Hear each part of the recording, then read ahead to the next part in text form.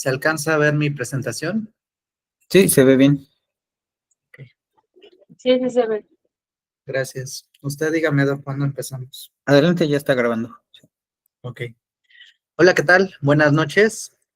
Mi nombre es Omar Rogel Hernández. Soy médico R1, adscrito a la Unidad Norte, aquí en la Ciudad de México. Y pues bueno, el día de hoy me toca exponer lo que es el tema de responsabilidad profesional en la investigación clínica. La clase pasada con nuestro compañero, el doctor Ramos, estábamos hablando de lo que era el consentimiento informado. En esta ocasión vamos a retomar un poquito de lo que él nos había platicado sobre lo que fueron los juicios de Nuremberg. Estos fueron unos juicios en donde se condenaron a lo que fue los actos médicos, faltos de ética que se realizaron en la época de la Segunda Guerra Mundial, con lo que era el partido nazi con los alemanes. Realizaron lo que fueron varios actos ilícitos que fueron finalmente castigados en estos tribunales. Algo que se puede, pues, encontrar gracias a estos juicios o estos tribunales fue la creación de ciertos códigos de ética que se empezaron a formar a partir de estos actos. En 1946 es cuando se empiezan a dar a conocer estos códigos. ¿Cuál es la finalidad del código de ética que se formó en esos tribunales? Pues bien, estos van a establecer lo que son los límites a la investigación y experimentación médica con los seres humanos. Hay que definir bien que estos tribunales no están deteniendo como tal lo que es el avance científico, al contrario, lo fomentan. Ellos dicen que el progreso del conocimiento médico se tiene que seguir haciendo en base a lo que es investigación y desgraciadamente a veces la experimentación médica con seres humanos es necesaria. Entonces, pues ellos no limitan el progreso ni el trabajo de los investigadores, sino que lo van a fomentar siempre y cuando se encuentren dentro de parámetros éticos bien definidos, que son el marco teórico en el cual ellos inician mediante estos códigos.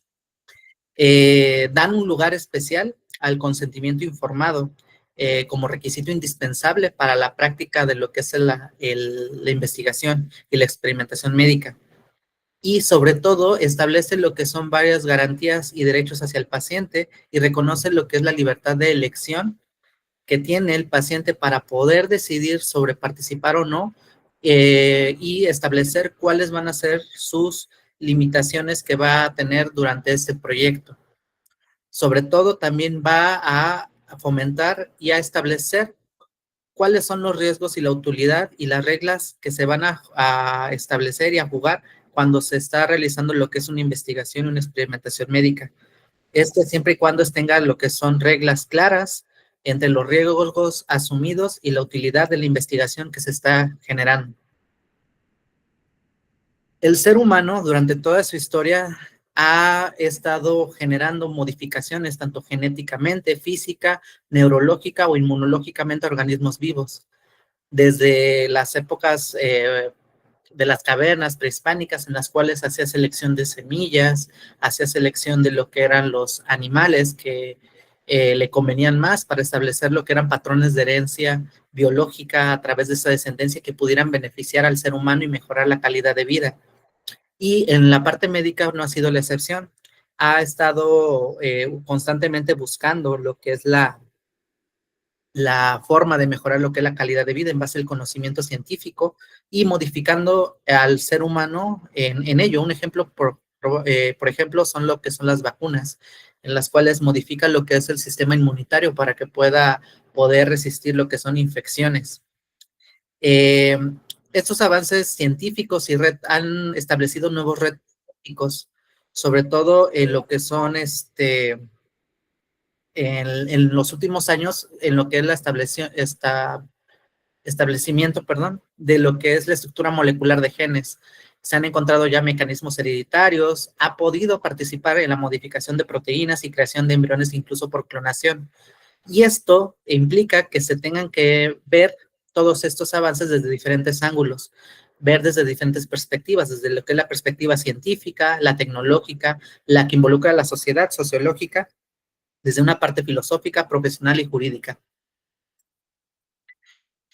Uno de los grandes debates que surgieron, o más bien el inicio de estos grandes debates, fue gracias al proyecto Genoma Humano. Fue uno de los claros parteaguas para que esto se empezara a hablar. El proyecto del Genoma Humano es un proyecto propuesto por Robert Sinishmer en 1985, en el cual él quería o establecía lo que eran estudios para establecer cuál era el código genético completo en el ADN del humano. Entonces, este fue el primer proyecto que incluyó un análisis técnico, y es decir, todo lo que es la parte científica, pero también invitó a la participación y a que dieran comentarios en la parte social, filosófica, que intervinieran en la parte jurídica y la parte ética. El mapa genético en sí, por sí solo, pues no plantea como tal problemas éticos por sí mismo. El hecho de descubrirlo, cómo está estructuralmente lo que es el ser humano, pues no trae a grosso modo lo que es un dilema ético apremiante. Lo que sí son sus aplicaciones que pudiera llegar a tener. Ejemplo, la manipulación genética con fines eugenésicos, en cual nosotros quizá querramos manipular lo que es el ADN del ser humano para poder crear superhumanos. No establece exactamente hasta qué nivel podemos nosotros poder llegar a intervenir. Si bien a nivel internacional, en países de primer mundo, se está manejando de forma muy limitada, en México también la investigación acerca de estos temas éticos pues está muy limitada, solamente es en base a marcos teóricos, porque si bien no tenemos todavía grandes investigaciones que involucren estos ramos, sí México en lo que es la parte jurídica y la parte ética tiene que empezar a contemplar hacia qué parte se está dirigiendo. Sobre todo lo que es la Ley General de Salud, se tiene que empezar a anticipar a estos diferentes escenarios que se pudieran originar. ¿Por qué es importante retomarlo? Pues porque a lo largo de la historia hemos tenido como científicos e investigadores, ha habido varias fallas en las cuales no se han respetado lo que son los derechos de los participantes en las investigaciones médicas. Ejemplo está en el uso de anticonceptivos en mujeres de Puerto Rico en la edad de los 60, en la era de los 60, perdón, en la cual convencieron a mujeres que participaran en un experimento acerca de lo que era la función de los anticonceptivos orales, pero no se les establecieron exactamente cuáles efectos adversos podrían surgir. El famoso escándalo de Willowbrook, en donde en una escuela llamada Willowbrook, bastantes niños fueron infectados con hepatitis C de forma,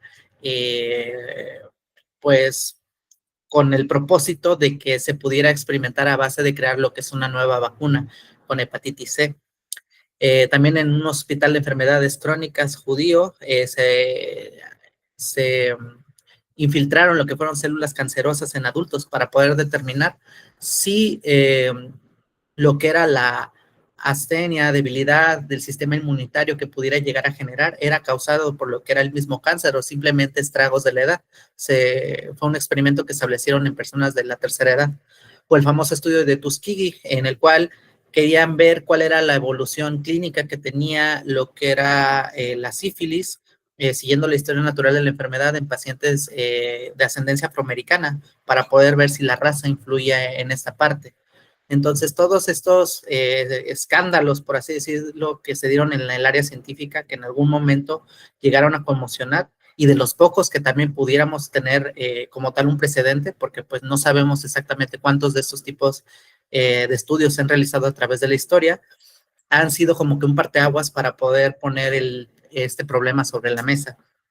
Avances clínicos, tantos como lo que es la medicina crítica y las nuevas tecnologías que permiten sobrevivencia al ser humano en casos graves del choque, coma, sepsis, cuando llegan a tener disfunción multiorgánica, pues nos dan nuevos poderes para poder determinar si una persona pudiéramos emplear estas nuevas tecnologías para poder perdurar lo que es la vida humana, más sin en cambio no sabríamos exactamente qué tipo de calidad le podríamos brindar a ese paciente. Entonces, todas estas situaciones históricas que han sucedido a lo largo del tiempo han sido motivo por el cual el tema sobre la ética médica y las investigaciones médicas sean bastante, pues, importante que se pueda comentar. El médico, al momento que se establece como un investigador clínico, adquiere responsabilidad legal. La medicina, a lo largo del tiempo, ha ido adquiriendo lo que es ser una de las profesiones más reguladas y difíciles de ejercer legalmente. La lex artis, que en un momento se describía como el arte que se tenía en cualquier profesión, pues se empezó a ocupar lo que es la lex artis médica, que es el acto médico que se genera, que se debe de estar apegando a estándares científicos, éticos y normativos. Cuando este acto médico adquiere una responsabilidad jurídica y esta responsabilidad y acto médico genera resultados que son desproporcionadamente dañinos, se empieza a hablar de lo que es una mala práctica. Y al menos en lo que es la República Mexicana, hay un marco en base a lo que es la Constitución Mexicana en el artículo 5, que establece bien cuáles van a ser estas responsabilidades jurídicas que adquiere lo que es el médico al momento que realiza como investigador. Se establece también lo que es una nueva área del derecho, el derecho sanitario, dando una nueva disciplina jurídica que regula la relación entre los sistemas de salud, incluido también entre los pacientes, las familias y las instituciones que regulan la salud en un país. Entonces, todas estas características conllevan a que en el futuro se puedan aportar soluciones normativas al acto médico como un acto jurídico. Este acto jurídico, según Roquina Villegas, es una manifestación de voluntad. Este acto jurídico se puede considerar en cualquier profesión en el cual hay consecuencias legales, pero ya un acto jurídico como acto médico va a incluir tanto en lo que es el diagnóstico, la terapéutica, pronóstico e investigación. Y esto va a nacer lo que son cualquier tipo de conjunto de acciones sobre el cuerpo humano que están orientadas a conservar y mejorar y promover la salud. Todo esto es parte de lo que es esta actividad médica que ejercemos día a día. Se establece también que la información clínica, que es cualquier dato acerca del pronóstico, diagnóstico, tratamiento que pudiera llegar a tener un paciente, es parte esencial de toda actuación asistencial y esta debe de ser verdadera, tiene que ser comprensible para el paciente que se le pueda comunicar y que esto conlleve a desarrollar decisiones libres por parte de lo que es el paciente, de acuerdo a lo que es la norma mexicana 168. Y la Ley General de Salud también establece que toda intervención médica puede tener fines preventivos, diagnósticos, terapéuticos, de rehabilitación que nos compete a nosotros o de investigación. En base a todas estas normas y leyes y tratados internacionales que se han formado, se han establecido lo que son los lineamientos del consentimiento informado, que ha llegado a tener bastantes alcances y definiciones. Por ejemplo, en el consentimiento informado en investigación, se establece que es un contrato médico jurídico basado en la autonomía y análisis del riesgo-beneficio en calidad de cualquier ensayo clínico. O en un estudio que no precisamente sea un ensayo clínico, sino cualquier estudio de campo que se pudiera dar. También el consentimiento informado, ahora sí en los ensayos clínicos, se basa en la decisión voluntaria de comprender cuáles son los alcances del estudio, cuál es el objetivo que se está buscando con el estudio, los beneficios que podría tener el paciente, al igual que lo que son los riesgos y los derechos que tiene durante toda la realización de este estudio. También tiene que existir lo que es un consentimiento informado cuando se está hablando de cuidados paliativos, un proceso donde el paciente va a decidir el tratamiento o si ya no quiere tratamiento también, de acuerdo a lo que son sus valores y a su ética que ellos mantengan.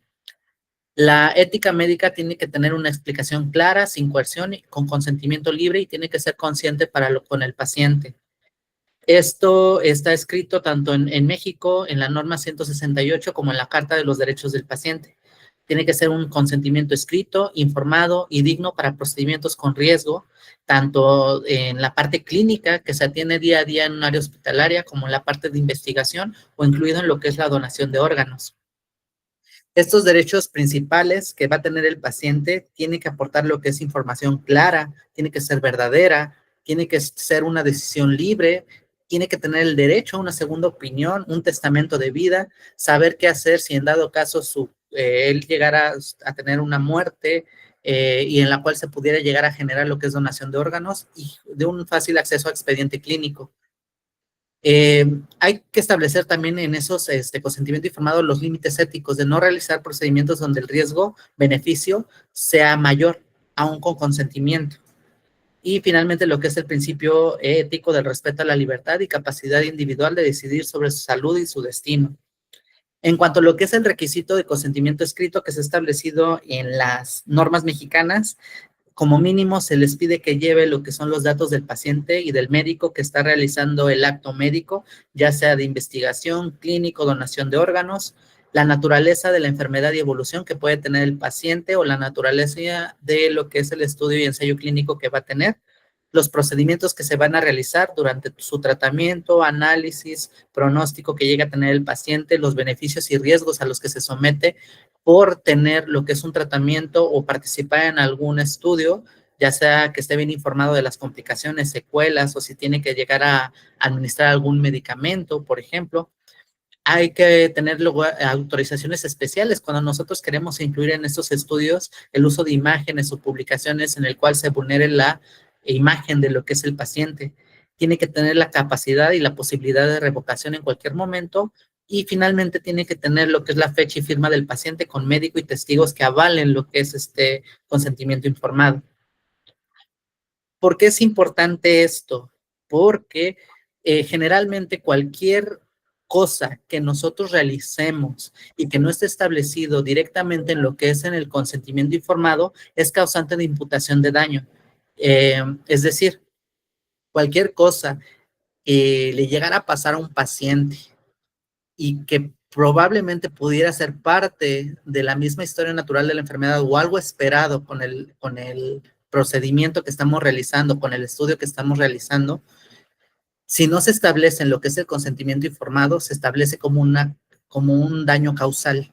Entonces, si nosotros no lo establecemos de forma clara en estas consentimiento informado, pues a nosotros en lo que es la parte legal se nos puede imputar de que fue la causa directa el no mencionarlo como causante o agravante de las secuelas que pudiera llegar a tener el paciente. Entonces, esto está bien establecido en lo que es la Ley General de Salud, nuevamente en la norma 168. Entonces, se exigen documentos que sean claros para esas decisiones del paciente, con consentimiento, elección del médico y siempre tener su acceso a la información cada vez que él sea necesaria. Esto puede llegar a generar que si no se llevan a cabo estos puntos que se están estableciendo, se pueda generar una responsabilidad civil médica, que es cuando el paciente sufre un daño típico e inherente, pero que no fue informado previamente, aun cuando la intervención fuera correcta. Es decir, nosotros podemos estar actuando bien de acuerdo a lo que establecen las guías, por ejemplo, las guías de práctica clínica, lo que establece los parámetros de diferentes medicamentos, pero si no está informado previamente, aunque la intervención o el tratamiento que estemos realizando sepamos que es correcto, se considera como un daño inherente al consentimiento no informado. Este daño, pues bueno, también debe ser cierto y probado y con consecuencia directa de la intervención. Entonces, el no informar convierte el riesgo en causalidad del daño. Esto solamente aplica también a lo que es la investigación, también aplica, perdón, a la investigación en salud. Se prefiere que, bueno, más bien se les pide a las personas que realizan lo que son estos estudios, cuando queremos nosotros experimentar con seres humanos, solamente se van a realizar siempre y cuando el conocimiento no pueda obtenerse por otro método, que solamente mediante la experimentación humana podamos llegar a tener lo que es cierta información acerca de ciertos temas. También se tienen que establecer o tratar de minimizar lo que son los riesgos innecesarios y todo esto establecido en el consentimiento escrito informado obligatorio.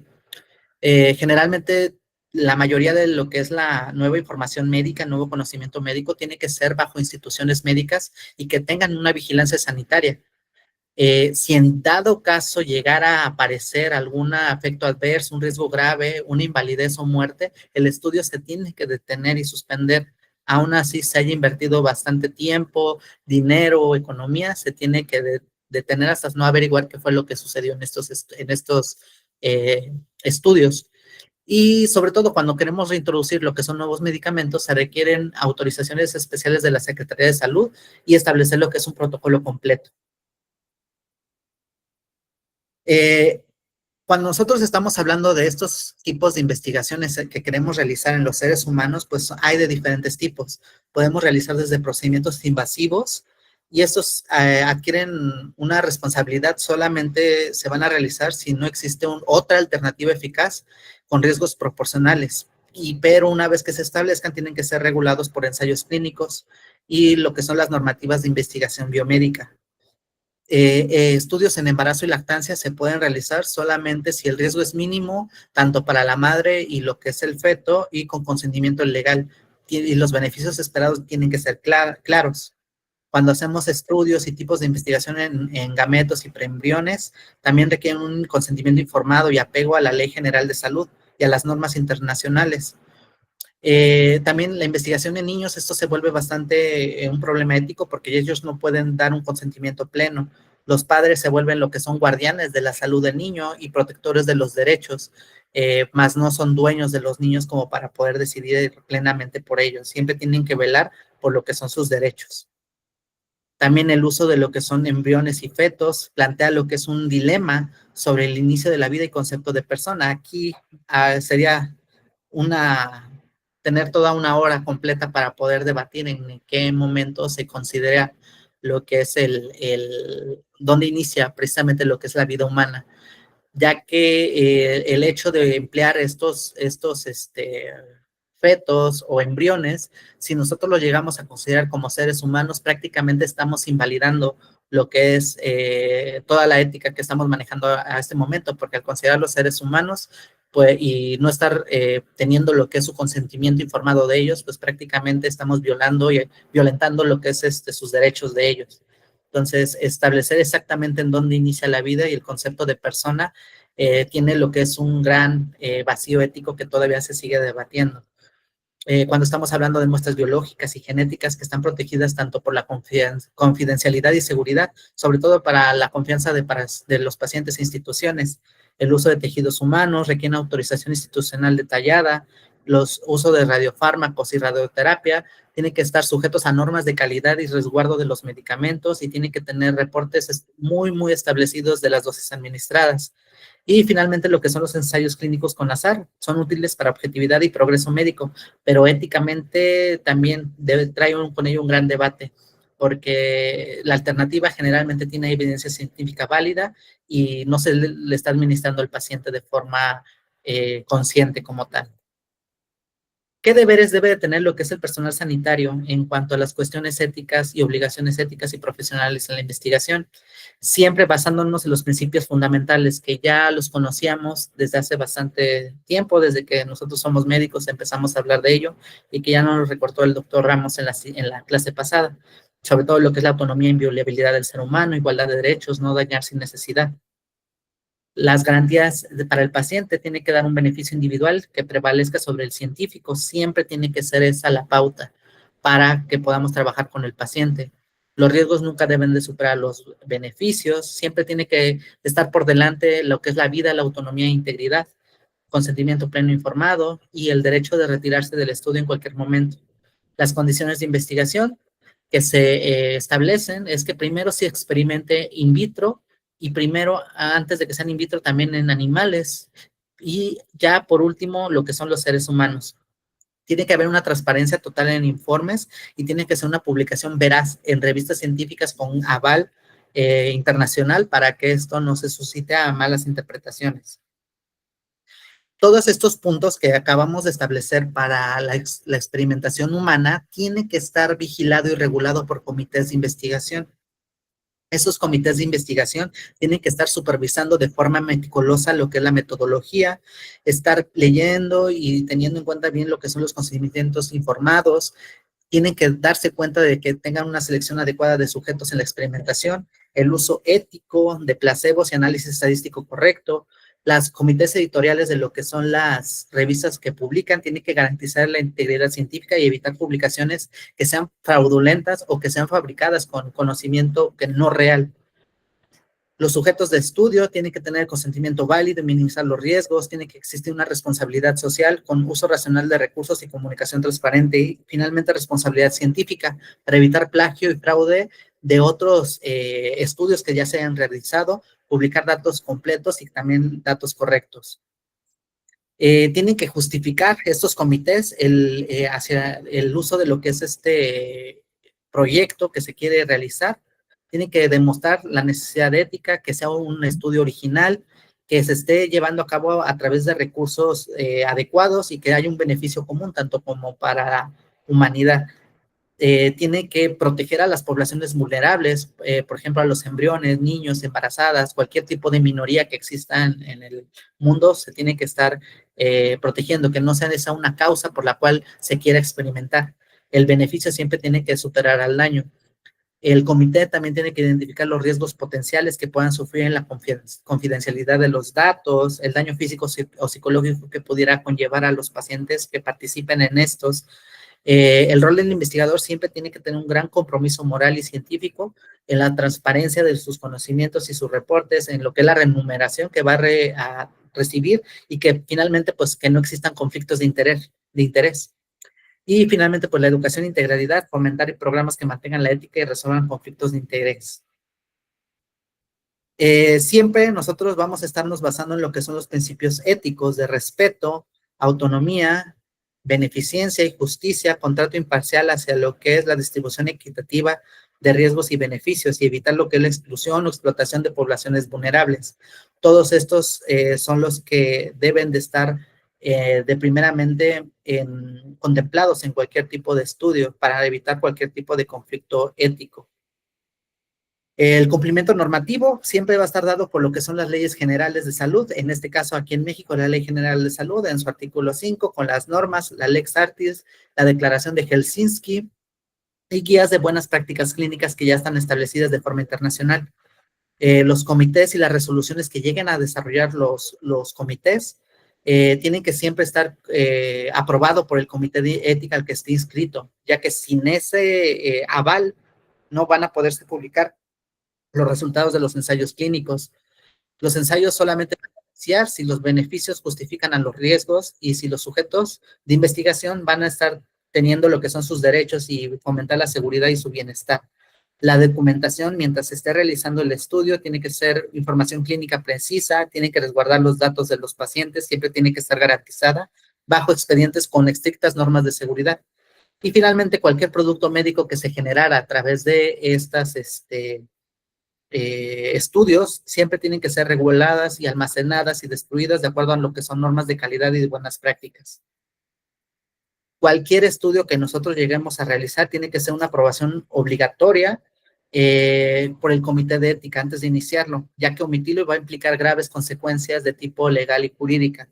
Los sujetos de investigación siempre tienen que ser por información obtenida de personas vivas, debe ser privada, identificable.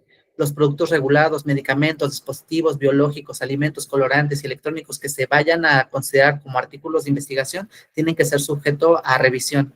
Las únicas excepciones que podemos llegar a tener son estudios que son de formas educacionales, que son mediante encuestas, entrevistas, que son observaciones públicas o de investigación con datos especímenes anónimos. En estas sí puede llegar a haber lo que es una excepción de lo que es la aprobación obligatoria de lo que es el comité de ética, ya que estos principios éticos del comité de ética siempre tienen que buscar minimizar lo que son los riesgos, beneficios, la beneficencia y la selección equitativa para establecer lo que son los parámetros de la ética médica.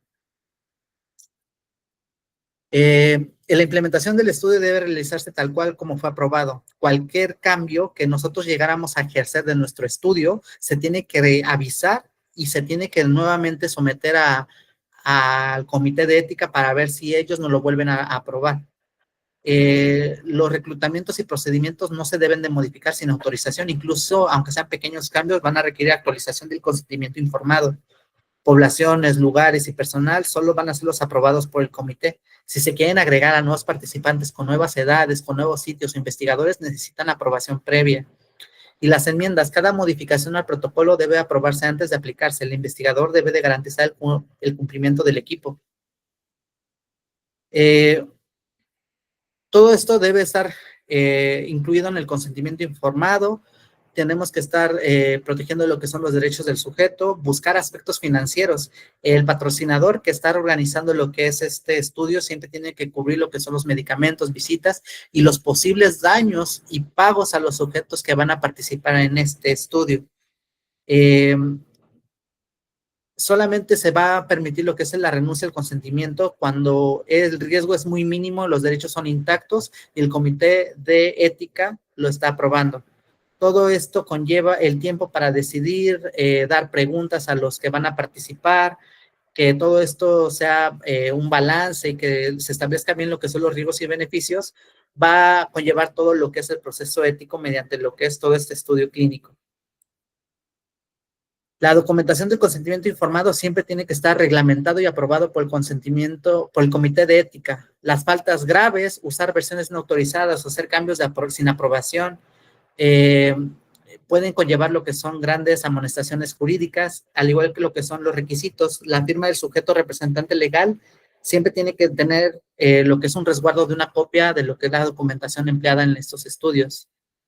Se deben enviar informes sobre el progreso de la investigación clínica al comité de ética en la forma y frecuencia que ellos lo vayan estableciendo.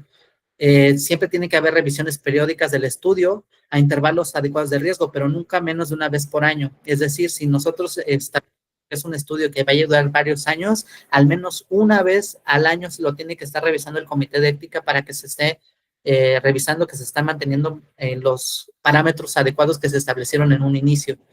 Y tienen que siempre mantenerse los mismos criterios que se utilizó para su revisión o estudio inicial. Informar al comité de ética de cualquier lesión o lesiones al sujeto, cualquier reacción adversa o evento inesperado que pudiera llegar a tener el estudio, se tiene que informar al comité de ética, o cualquier otro problema inesperado que presente un riesgo a los sujetos o a otros. Retener los documentos del comité de ética y consentimiento informado por al menos 3 años después de que el estudio haya terminado. Una vez que nosotros hayamos terminado el estudio, hayamos publicado lo que son nuestros resultados, el comité de ética nos pide que los consentimientos informados y toda la documentación pertinente del estudio al menos se mantengan en existencia por 3 años después del estudio para poder establecer cualquier aclaración que se pudiera llegar a generar. Y pues bueno, esto es prácticamente todo lo que podemos estar hablando de la responsabilidad en los estudios en seres humanos.